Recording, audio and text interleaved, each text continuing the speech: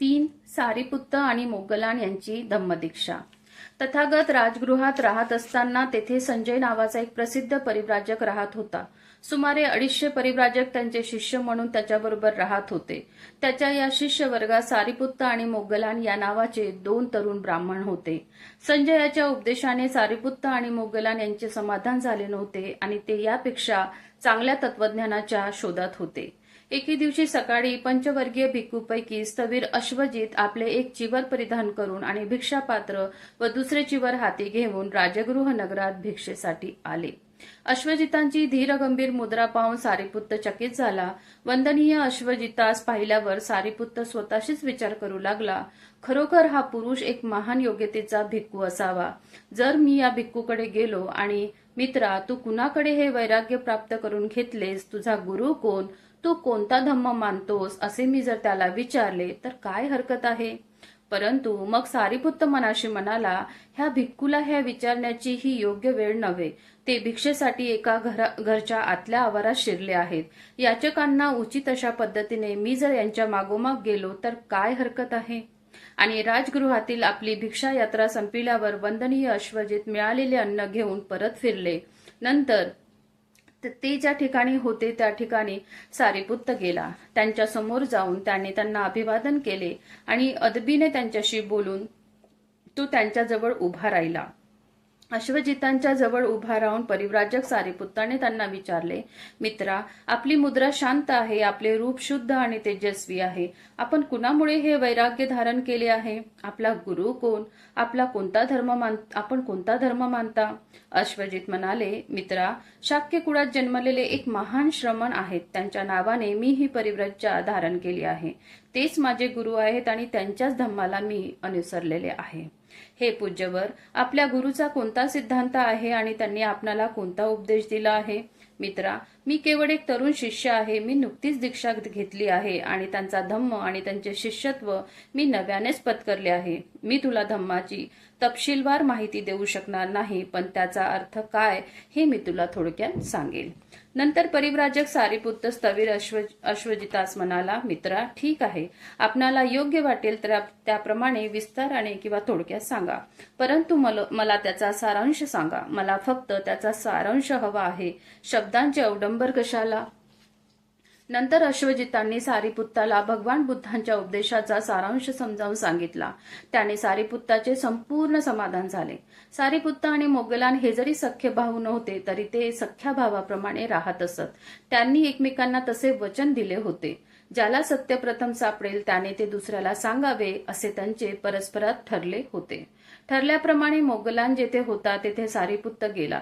सारीपुत्ताला पाहून मोगलान म्हणाला, मित्रा, तुझी मुद्रा शांत आहे, तुझे रूप शुद्ध आणि तेजस्वी आहे. सत्य तुला खरोखरच गवसले आहे काय? होय मित्रा, मला सत्याचे ज्ञान झाले आहे. मित्रा, ते ज्ञान तुला कसे झाले? नंतर सारीपुत्ताने त्याला अश्वजितांबरोबर झालेल्या भेटीचा वृत्तांत सांगितला. नंतर मोगलान सारीपुत्ताला म्हणाला, मित्रा, चल आपण जाऊ आणि तथागतांना भेटू. भगवान तथागतच आपले गुरु होतील. सारीपुत्त उत्तरला, मित्रा, हे 250 परिव्राजक आपल्यामुळेच येथे राहत आहेत आणि ते आपल्यालाच मानतात. त्यांचा निरोप घेण्यापूर्वी आपण त्यांना हे सांगू, मग त्यांना योग्य वाटेल त्याप्रमाणे ते करतील. नंतर सारीपुत्त आणि मोगलान हे ते परिव्राजक जेथे होते त्या ठिकाणी गेले. त्यांच्याजवळ जाऊन ते त्यांना म्हणाले, मित्र हो, आम्ही तथागत भगवान बुद्धांना शरण जाणार आहोत. तेच आमचे गुरु होणार आहेत. ते उत्तरले, महाराज, आम्ही आपल्यामुळेच येथे राहतो आणि आम्ही आपल्यालाच मानतो. महाराज, जर आपण त्या थोर महाश्रमणाच्या मार्गदर्शनानुसार पवित्र जीवन जगणार असाल तर आम्ही सुद्धा तोच मार्ग पत्करू. नंतर सारीपुत्त आणि मोगलान जेथे संजय होता तेथे गेले. त्याच्याकडे जाऊन ते म्हणाले, मित्रा, आम्ही भगवान बुद्धांना जाऊन मिळणार आहोत. तेच आमचे गुरु होणार आहेत. संजय उत्तरला, छे छे मित्रांनो, जाऊ नका. आपण तिघेही ह्या सर्वांची काळजी घेऊ. सारीपुत्त आणि मोगलान यांनी दुसऱ्यांदा व तिसऱ्यांदा हेच सांगितले आणि संजयने पूर्वीप्रमाणेच उत्तर दिले. नंतर 250 परिव्राजकांना बरोबर घेऊन सारीपुत्त आणि मोगलान भगवान बुद्ध जिथे राहत होते त्या राजगृहातील वेळूवनात गेले.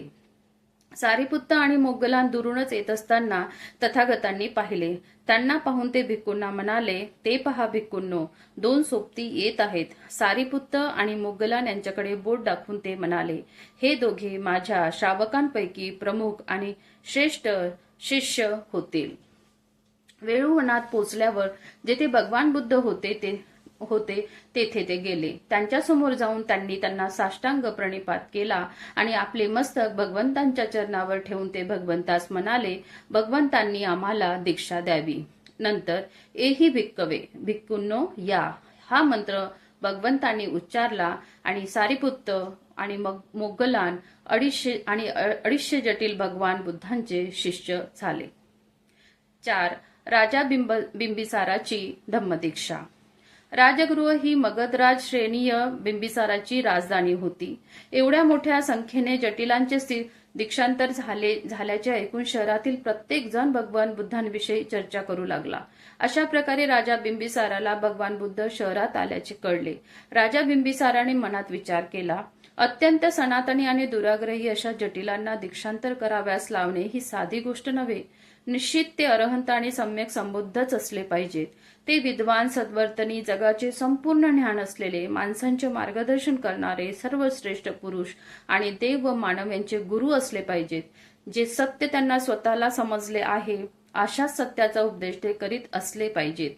ज्याचा आदी, मध्य आणि अंत कल्याणकारक आहे, ज्याचा आशय आणि शब्द हे दोन्ही अत्यंत सुंदर आहे, असाच धम्म ते शिकवित असले पाहिजेत.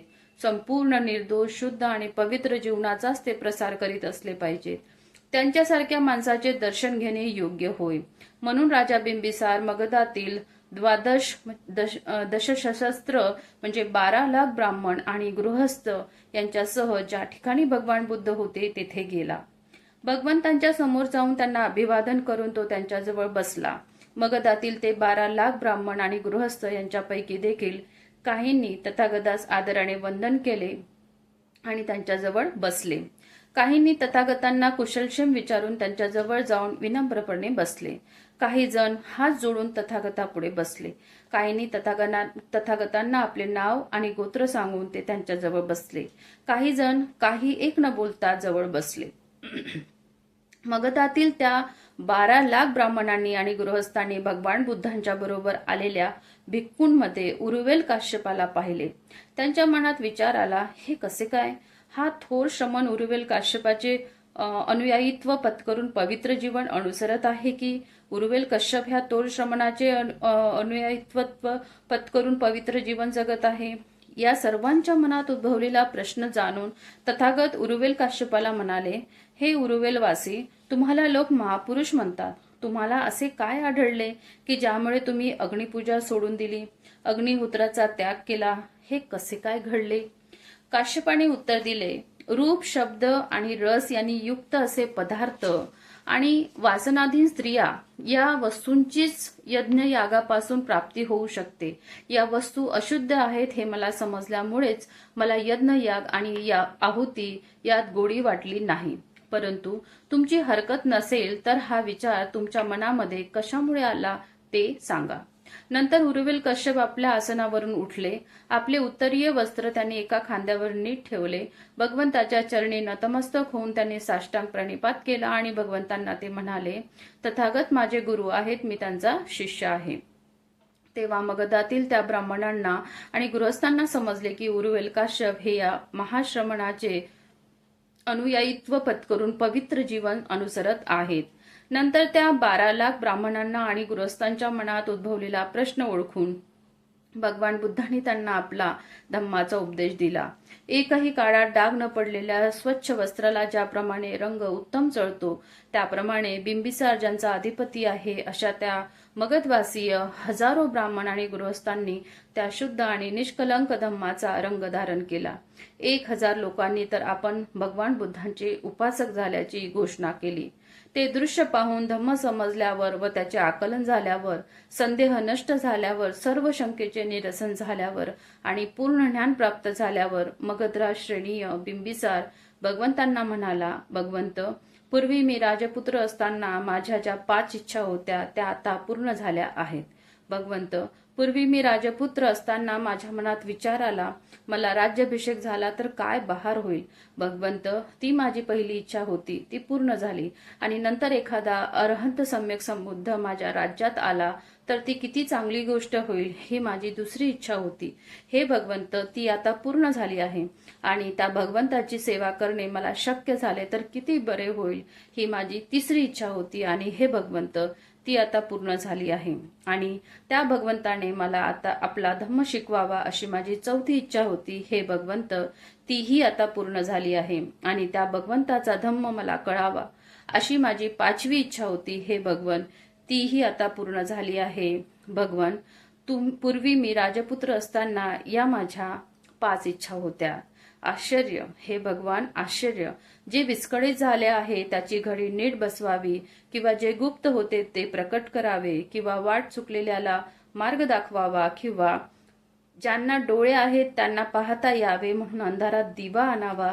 त्याप्रमाणे भगवंतांनी अनेक मार्गांनी धम्माची शिकवण दिली. हे केवढे आश्चर्य. भगवंत, भगवान बुद्धाला, या धम्माला आणि त्यांच्या भिक्खू संघाला मी शरण येत आहे. भगवंतांनी आजपासून मला आपला आजन्म शरणागत उपासक म्हणून माझा स्वीकार करावा.